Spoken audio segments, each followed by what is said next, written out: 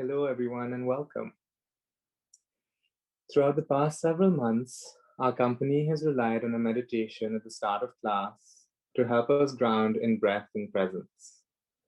We now invite you to ground with us as we unfurl into the experience of respiration. I'm going to invite you to come into an awareness of your breath. Notice your inhale and your exhale. Allow it to fall into a natural rhythm. Without controlling or exerting any pressure on it, keep noticing what it's like to be in awareness of your breath. Allow yourself to arrive in this space. Allow all the different parts of yourself to gather here to be present. Notice how your body is resting in its seat and how you make contact with the surface changes as you breathe in and breathe out. On the next exhale, drop a little more of your weight into your seat, allowing gravity to have a little bit more of you. Notice the condition of your spine, how it feels on the inhale and the exhale. Take a fulfilling breath. My name is Riley Elizabeth Gregoire. I was born July 27, 2001 in Worcester, Massachusetts at 6 p.m. Bring your attention to your posture. Observe if you notice an inspiration to lengthen, to unfurl your spine, and breathe. May? My name is May Elizabeth Macquarie. I was born on November 17, 1998 in Guangzhou, Guangdong Province in China. Notice the sensations of temperature and pressure around your body.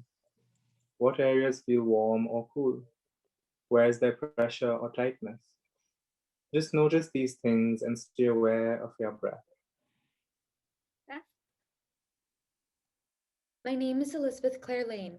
I was born in Boston on May 3rd, 2002. It was early morning. Bring your attention to the soles of your feet. Notice how they make contact with the floor. Allow for the boundary between your body and the floor to melt, for the pores on your feet to expand into the ground. What's it like to breathe through your whole body all the way into the earth through the soles of your feet? Johnny? My name is Jonathan Tyler Zernick. I was born in Freehold, New Jersey on April 18th, 2001, United States of America. I have no clue what time of day. Notice how your body is resting in its seat. Are you holding tension in your hips and lower back? Allow your weight to drop 5 or 7% more into your seat. With each exhale, release just a little bit more of your weight into the surface you're sitting or standing on. Faye?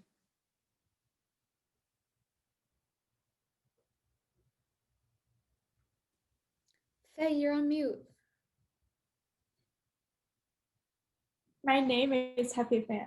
I was born on May 16, 1999 in Jinan, Shandong Province in China at 11:08 a.m. Notice your belly and observe if you're holding any tightness there.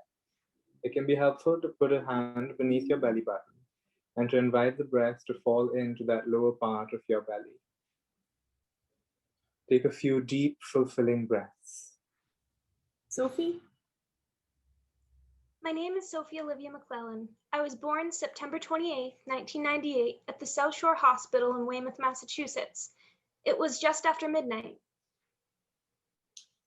Bring your attention to your chest and shoulders. Without pushing or forcing anything, allow the breath to fill your lungs and unfurl the tightness or tension you're holding there. What's it like to imagine you have wings to allow them to spread out to your sides as you inhale? Keep breathing fully. Autumn? My name is Autumn Angelina Marchetto. I was born on February 3rd, 2002 in Springfield, Massachusetts at 6:25 p.m. Bring your attention back to your breath, to a simple noticing of how it flows in and out of your body. Allow for everything to be just as it is in an effortless rhythm. As we conclude, I want to invite you to give thanks to this breath, our longest companion, the only constant throughout the course of our life. Give thanks to those who breathe with us, near and far, and to those whose lives make our existence possible. Give thanks to all that is, just the way it is, and breathe. It was winter during a snowstorm. The doctor had to keep my mom and I an extra night. I couldn't breathe well. The doctors wanted to make sure I was okay. It was Super Bowl Sunday. I'm a twin. At one of the ultrasounds, doctor told my parents that I was a boy and my sister was a girl. On the day of her birth, we were too big. My mother had to have a cesarean, and that is when they found out that we're both girls. I have two older sisters and one younger, and the other ones had been longer, more straining labors, but I was very quick. My mom told me that she'd been scared of having me in the hospital bathroom. My dad was outside talking and laughing with some nurses while my mom went in to use the lavatory. Suddenly, she had to call out for him to come help her. I think he laughed again because he thought she was joking, but she wasn't. She did not have me in the toilet, thank goodness. The year I was born is the year of the rabbit in the Chinese calendar. My name comes from a poem about rabbits putting in effort to get carrots to eat. My name is from a baby book. My parents couldn't decide on a name from the girl side, so they found a name in the boys section that they liked and they picked that. My aunt's name is Elizabeth, and my mom's middle name is also Elizabeth. My great-grandmother really wanted my name to be Fiona. Shortly after the movie Shrek came out, so I'm really glad they did not listen to her. My earliest memory is in my apartment. Me and my sister would go downstairs and we would put My Little Pony's magnetic feet on the fridge. I just moved into my house and there's nothing in the house except for us playing with My Little Ponies. We talked about how My Little Ponies smell so good. It's the best smell ever. And I remember my grandma brushing their hair. My earliest memory is me and my cousin. Actually, me and both my cousins. We all shared the same birthday, the exact same day. So we had a party and we were really young, and I just remember like playing tag and colliding with one of my cousins, having just a huge bruise on my forehead. My earliest memory is of my mom holding me when I'm an infant and listening to John Denver. She asks me if I'm hungry. My earliest memory is honestly 9/11. I was like 3 at the time, so some people don't think I actually remember. I was watching Clifford the Big Red Dog on the floor, and my mom was folding laundry, and then she got a phone call.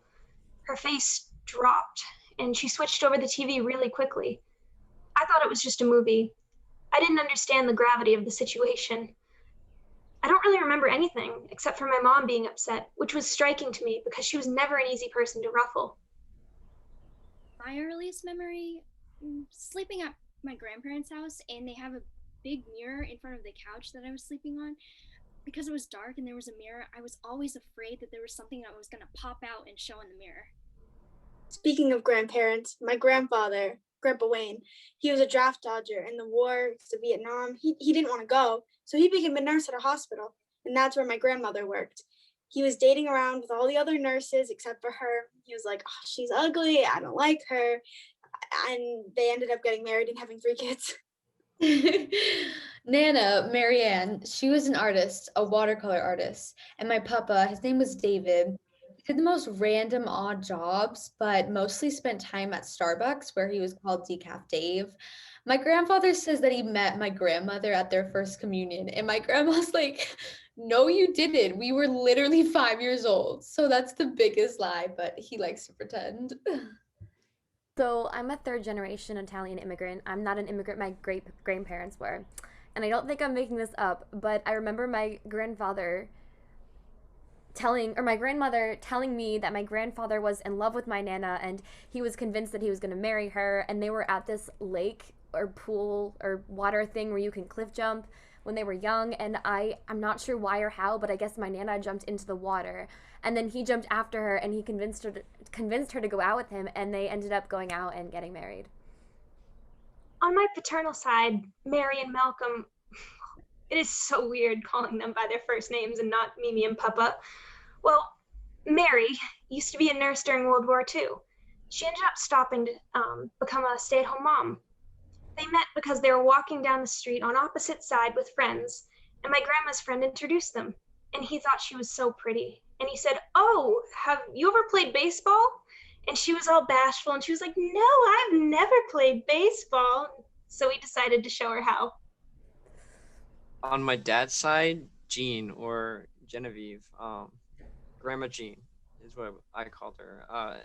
She was a nurse, and her husband Tom was a coal miner. Then on the other side, my grandpa Bernie, he's actually dead now, but he worked at a Nestle factory. Oh wait, rewind. He did that at one point, but then he worked for DuPont, the chemical company, I think.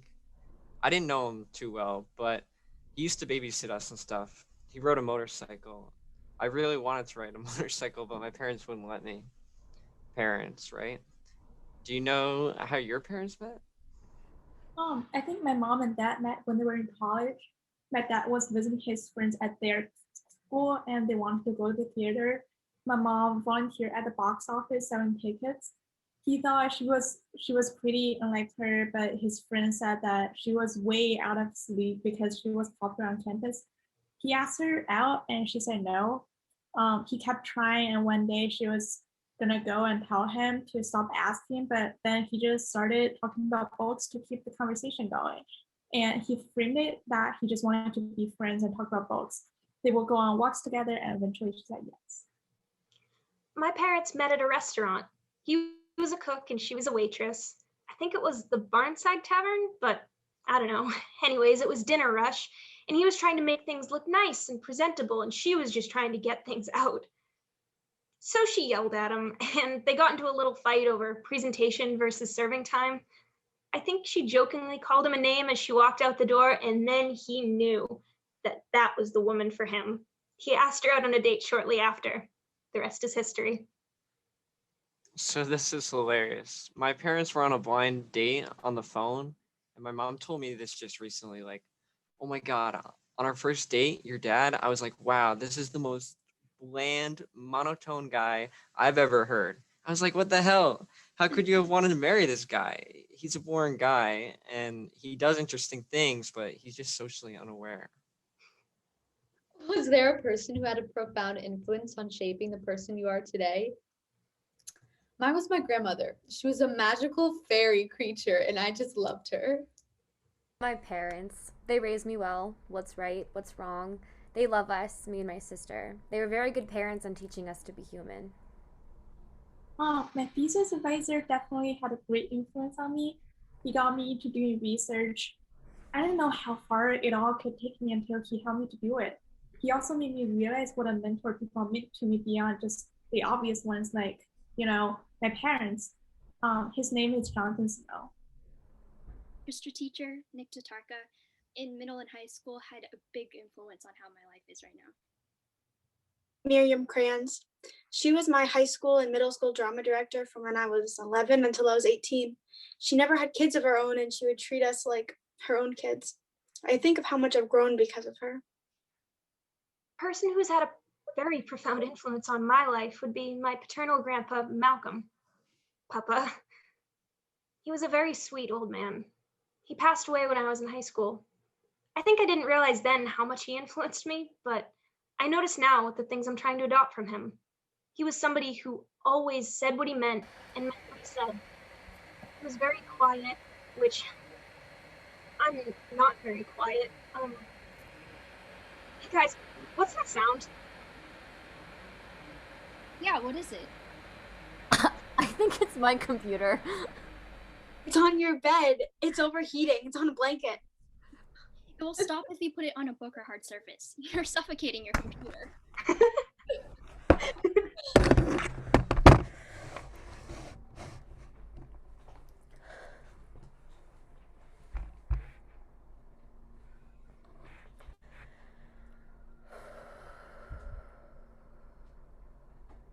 Okay, everybody. We haven't done Roses and Thorns yet, so I guess I'll start. Let's see. I'll do a stretch with it too. Rose of the day. Not too much work. It's also pretty warm outside. I love the warm weather, and I'd have to say, no thorns for me. No thorns. What about you, May? I agree with the warm weather. That is definitely a rose.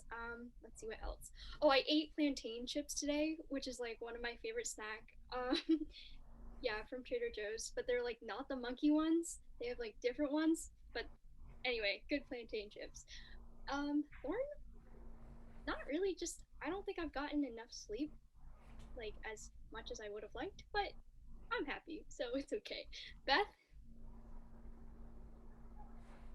For a stretch. My rose is that I finished my self-portrait, which is my final project for my art class today in class. And my thorn is that I'm kind of restless because I know I'm going home soon, so I feel like I'm in like a transition period of my life. Like this next week is gonna be like that.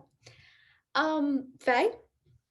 My rose is that I finally sent in my thesis draft last night, and my thorn is also not getting enough sleep. Sophie? I'll say that my rose is getting to be here with you guys today. It's always nice to see your faces. And my thorn is just what I've been saying all semester, is that graduation is coming up fast and I'm not ready for it. Autumn? I think my rose is that I'm flying home with my friend who lives in LA, and I'm going to spend a few weeks there with her at the end of the semester. So I'm really, really excited about that. It's my first time on the West Coast, so I can't wait. And my thorn is that I've also not been getting a lot of sleep, and I've been having to call out of work because I'm so busy with other performances and rehearsals and things like that. Riley? My rose is that there's like a little pop-up barbecue outside of my room, and I'm really excited to go get some food from that. It looks really good. It smells good. I can smell it through my window. And my thorn is that it's like end of the semester, so everything is just getting piled on right now. Got a lot of papers due. Gosh, thorns. And pet peeves too. My pet peeve is when people mispronounce library as library. Yours? Slow drivers, people who don't know the difference between there, and there, being told what to do, some authority figures when people talk slow. I just hate when people are being purposefully rude. Or when people don't actively listen and they just yes you to death. My mom does that all the time. When people lie too, whether little or big lies or they stretch the truth. I don't like that either. I hate when people bounce their legs. It drives me crazy. people take out their phone as they're crossing the street. Slow walkers, being hypocritical. I hate hypocrisy. My biggest fear is being a hypocrite. I talked to my mom the other day and I was like, if I'm ever a hypocrite, you have to tell me because I hate that. What do you miss about home? My dogs. Same. Being able to see my family and my dog, walks with my dog, feeling like I can relax.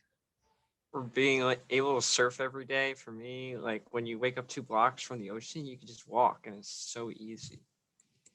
I miss the ocean too. And my sister. What else do you like about where you grew up? It's very diverse. Even though it's a poor town, there wasn't any bullying at school because it was such a small town. Everybody knew each other and understand everyone's situation. I'm so damn lucky to live that close to the shore. I did feel different in school or whatever when I was younger, but usually people were accepting of that, and all of those differences made a nice, friendly environment. I like that I grew up in the city. It's a provincial capital actually, so it was convenient to go to places. We had all 4 seasons there, which I also like. It was very clean, not gross, and it's not busy. And despite that it's a city, it's surrounded by mountains, which I think is really cool. I like that I grew up close to the beach. We have a river in our backyard. I like that where I grew up was near the ocean and it was very safe. What I dislike is it was very judgmental and like one-sided. Not one-sided, just like one type of person. It's not very inclusive. My home is not very diverse either. Everyone's Chinese, so everything's done the way that they have always been done, and it's not very open-minded. Where I'm from, I don't hate the poverty. I just hate what comes with it. There's drugs, apartments are falling over, and many people struggle. And it's not very safe. I can't go for a run by myself, and I feel like I need to hold my things close to me when I'm by myself. I'm being honest. I don't really miss my hometown anymore. It just doesn't feel like home. Whenever I'm there, I feel strangely out of place. I grew up in a conservative household, and I think so many people just take on what their parents believe, and they never challenge or question that for the rest of their lives. I think I had a crisis of identity. A crisis of identity? Yeah, I just started reflecting on myself, and I tried to view my beliefs without taking into consideration what my family thought. I started to discover that none of my values or morals lined up with theirs, and it was a very stressful time for me. Honestly, it's still a very stressful thing for me. I know things would have been easier if I had never taken the time to really figure out what my values are on my own, but I'm very glad that I did and very proud that I did. A crisis of identity. Do you value self-satisfaction or outside validation more, would you say? I prefer outside validation. It is hard to tell if you're doing something great without someone telling you. Internal self-satisfaction is just like your own world. Oh no, probably outside validation. I feel like I can gauge when I'm doing things well, but when I get outside validation, it just makes it all worth it, because that's when other people recognize the hard work I've been doing.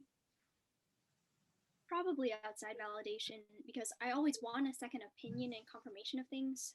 I overthink even though I have my own ideas.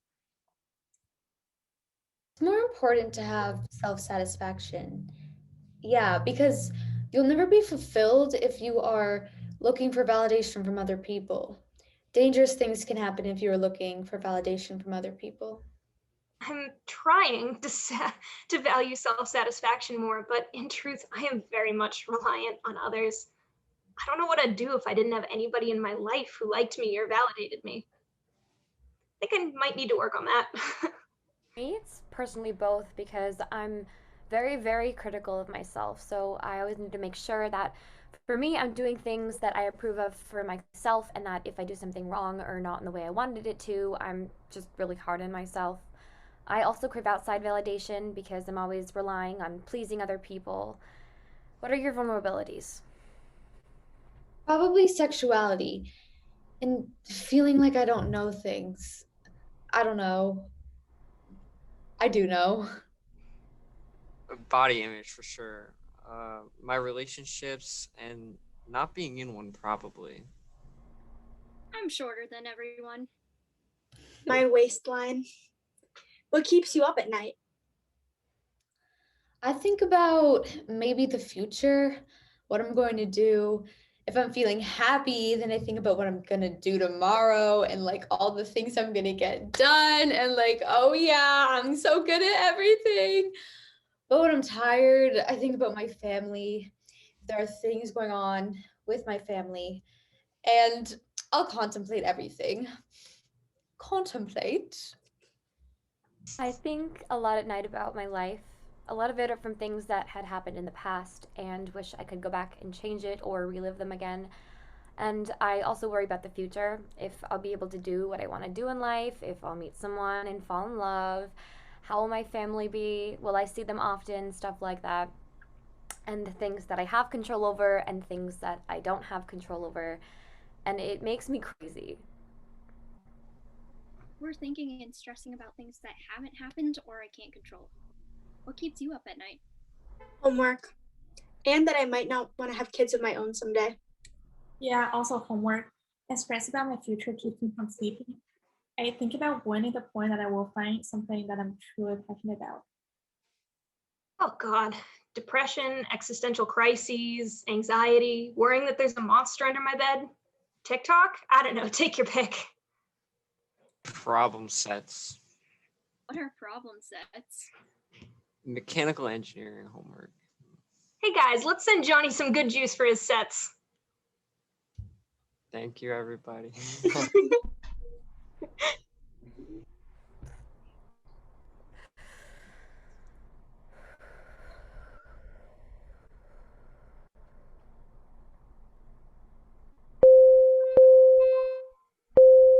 That's someone's coffee maker. Fine. It's good now. I'm sorry. I need my coffee. It's my ritual. I get it. My ritual is that I have to wash my face twice a day, morning and night. Yeah, I can't live without my skincare. Sometimes when I'm lazy, I don't put moisturizer on, but I always cleanse my skin. Making my bed in the morning and coffee. Art can be a ritual. Making music or doing theater. What drew you guys to the arts? Well, for me, it was my first real show, which my first real show was Les Miserables at the Boston Opera House. I remember it moving me to tears. I loved the drama, the costumes, the singing, the pure emotion in every performance that is raw and original for every audience. Watching theater is magic. I'm a decent singer and a mediocre actress, but nowhere near the caliber I'd have to be in Broadway. So writing became my connection to the theater world, and it's so special. My first memory of being drawn to arts was sitting in the backseat of the car listening to my parents singing. My mom would always sing classic rock and disco, and my dad would sing, 2000s R&B and grunge rock. Performing arts, musical theater, and band, they bring people together. Arts are a big stress reliever for me. I always admire other people's art and get inspired by other people's creativity. Also, I think I'm drawn to the arts because so much of academia is this rigid programming, and art gives me a break from thinking this way. When I was very little, my parents showed me Riverdance, and I thought the lady playing the blue electric violin was so cool. I just knew I had to play violin after that. So I asked my parents when I was 4 and finally started playing at 7. I'm drawn to art because I feel like it's a big part of who I am and it's what represents me. And it's just something that I know what I'm meant to do. Like, I can just feel that's what I'm supposed to be. It's one of those things that makes me so happy and fulfilled. My mom's side of the family is also musical. My mom was in show business for a bit, and my other relatives on that side are musicians, so I was always surrounded by that kind of environment. I always had that ear for music, and I just loved it. My mom would sing us songs every night since me and my sister were first born. My Nana was an artist, and she had like this art room, and it was basically a room with a bed in it and then tons of arts and craft supplies. And me and my sister would just completely destroy that room. Good times. You get to create something that's bigger than you. Yeah, art's different than anything in the world. And it feels great to create something that's your own work and be like, wow, I really created that. And it gives me a natural high to some degree, depending on the art. Like acting, probably not as much as music, but music for sure. All right, artists, time for a break. Take 5. Thank you. Thank you, Bye. Oh my gosh. I need water too, so we all went straight for the water. I'm straight for the I don't water. have any water on me. I don't have any water anymore. Riley, are you heading to that cookout later? Yes, I'm so excited. I think it ends at 7, so it's right in front of a new after. Just looked like they have Italian ice, and I was so excited. They do? Mm-hmm. Oh my god! And then I want to go to Worcester and get the soft serve after. Ooh, That's Italian ice and with soft her. my favorite.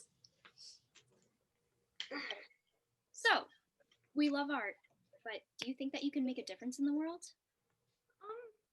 I'm probably gonna come in with the more negative answer, but no. I think me personally, probably not a big difference on the world. Definitely not. Even if I don't change the world, I don't think that means I don't live an extraordinary life, you know? I think it's just that I'll probably live an extraordinary, ordinary life. I'm hoping I'll make myself happy and change my world. Do you feel you can make a difference? Probably. Wow, I love that. Such confidence. I feel like there's a lot of things you can do to make a difference. For me, I see the difference right now is just the growth in not only myself, but the growth in the surrounding environments I put myself in, hoping for big growth after this isolation is over. Where does the world go? What does it look like?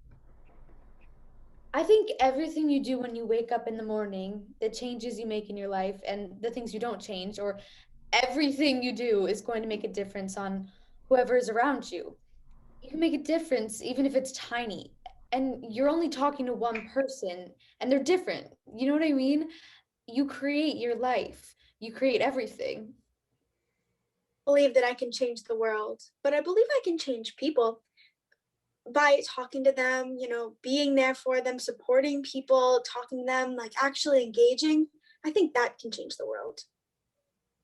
Since I was little, I wanted to be an actor, and I think performing and acting is necessary for people because it makes you feel emotions and it allows you to be vulnerable with yourself and within your community. Especially now, since everyone's sort of missing that theater aspect and going to see movies and performing and just that whole world. So I think that I would love to bring people joy and perform and just allow people to have that escape from reality because it's my passion and it brings joy and emotion to other people. And I think that it's really important and necessary. I don't believe I can change the world. It's just too big. There are so many things to change to make a real difference. With recycling and like environmentally, it's sort of easy to make a difference on a day-to-day basis, but a big difference, that's what we're working towards, or at least for me, like going to college to be an engineer, is to develop things hopefully in a more sustainable way and to further the human race. Yeah, to further the human race, to really be alive, not just exist. But what's the difference? Existing is just going to work, coming home, paying your bills, eating, all that stuff. Living is when you actually enjoy what you're doing. Like you're doing things that you're passionate about and it's feeling like your life is actually worth living. It's not just doing things that you're supposed to survive. Living to me is putting down my phone and looking up at the world and at nature and to just appreciate life happening before your eyes because it's right there and you don't have to pay for it. It's everywhere. To just appreciate and take in everything. Do things that you love. Travel when you can travel. See new places, meet new people, talk to strangers. Do things out of your comfort zone. Do things that you're scared to do. Existing is just, in my mind, getting up and making coffee, going to a 9 to 5 job, coming home, going to sleep, having this constant life all the time, having everything expected and having everything already be known to you with no excitement or adventure or unpredictability. Living is different than existing because I think living incorporates being more present in the moment and taking up your own space and time. Living looks like doing what I want to do with the time that's given to me as a human being, a very finite time. Uh, like, I don't even know. Using my time to its greatest potential, not always to be productive, but to be conscious about how you spend your time. Like, that's enough for me. If I want to drop out for 2 weeks and do nothing but sit on my ass, then I will. And that feels good to me. But after that, I'll be like, yeah, that was fun and stuff. But now I want to be doing other stuff, even if it's not work, but music and stuff, living. Yeah, like, I don't know, deciding how you want to spend your time, um, and being decisive with that.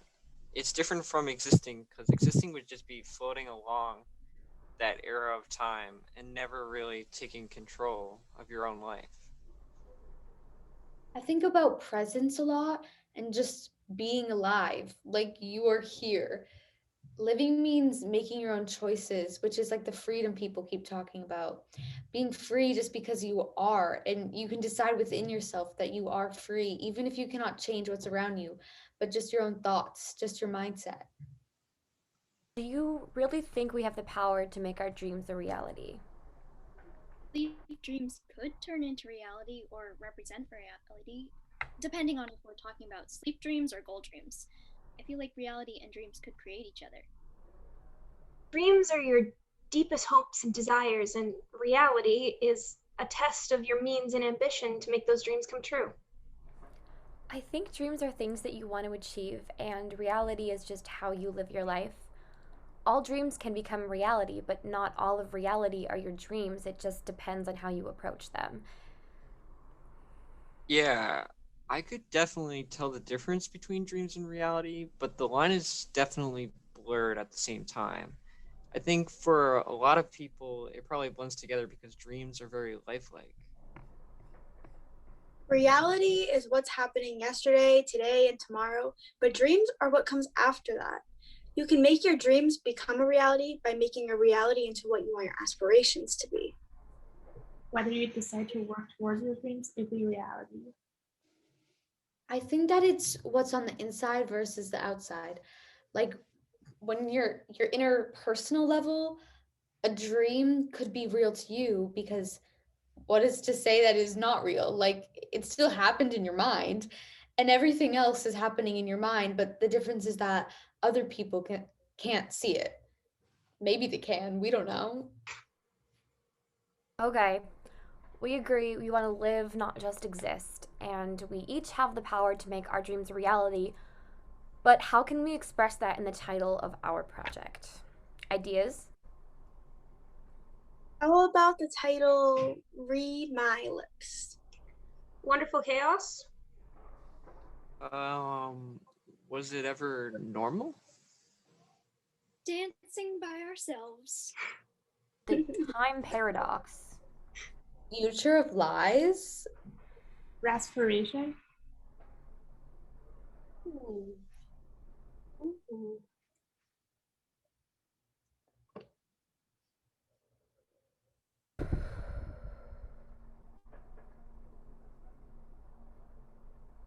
My name is Sophie Olivia McClellan.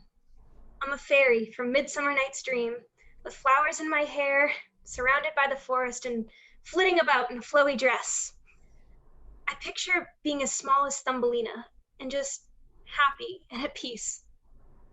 I'd say my superpowers, at the risk of coming off conceited, are that I like to make other people feel good about themselves and very comfortable and at home around me.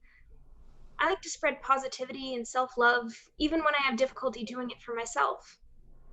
I think I'd do that through smiling, with my words of affirmation, and a welcoming presence.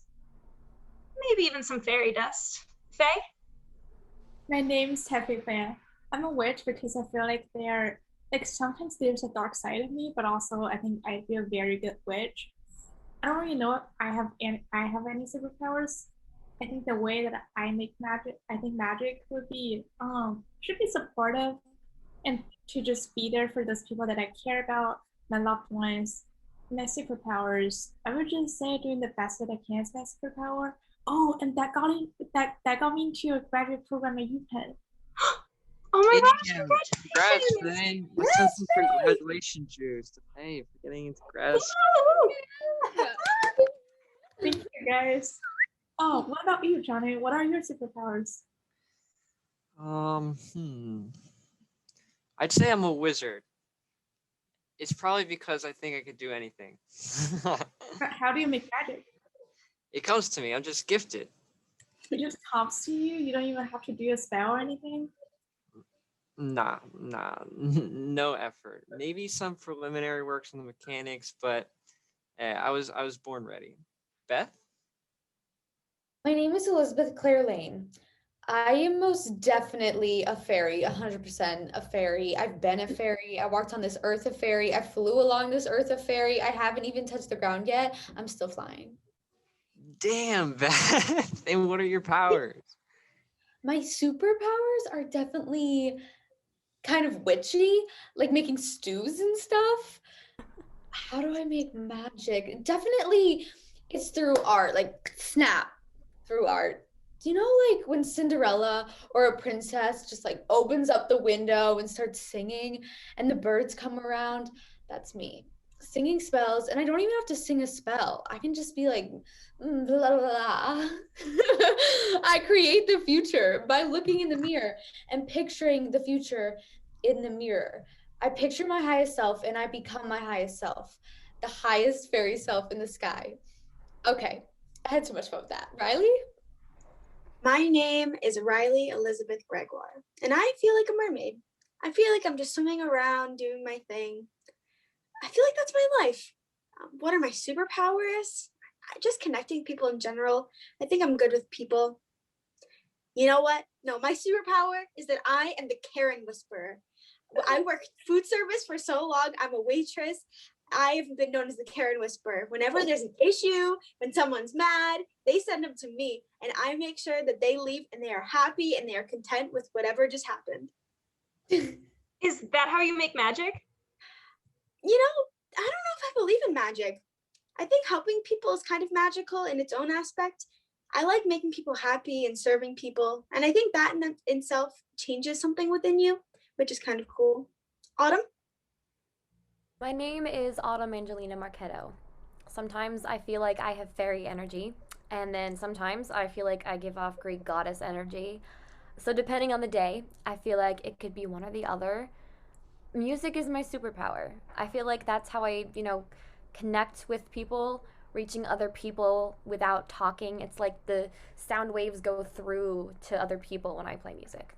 May? My name is May Elizabeth Macquarie. My spirit animal is a turtle because I don't really know. I'm not really sure if that's my personality though. I was only called a turtle at summer camp because I do this action. I guess when I meet new people and get freaked out, I just do this action where I cower and shrug and I'm like, hi. And people will say, May is doing her turtle. Maybe my superpower is I can identify any note in music just by listening to it. That's impressive. Thanks. I don't know. I guess my real superpower that I use in my life is my drive to go out and do things that I haven't done. I don't really fear that I'm not good enough for them or if I fail. I'm just like, yeah, whatever. I'll try even if I don't know anyone. My desire conquers my fear.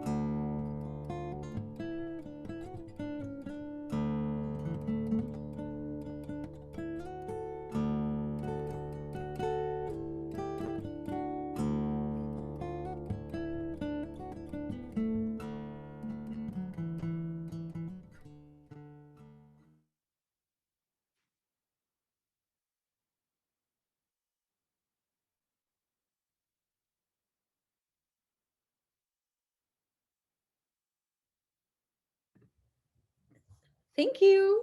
Bye. Everybody's so nice in the comments. I'm reading them and I'm like, I know, I love it. oh my so gosh. uplifting. I know, wow. So nice.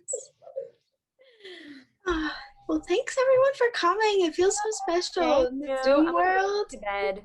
I'm wearing these to bed tonight. Yeah, good night. I'm wearing these for graduation. Yes. Wearing these to the barbecue. Bye. Thank you.